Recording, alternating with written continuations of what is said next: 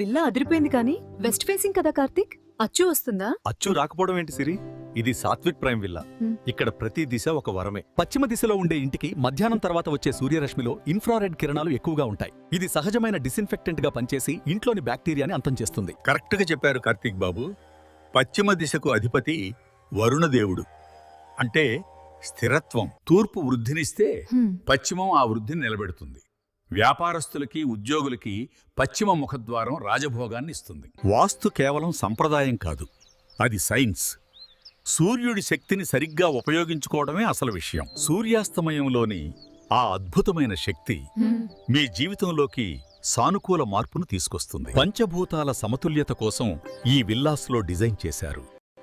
పశ్చిమ దిశంటే విజయానికి స్వాగత ద్వారం.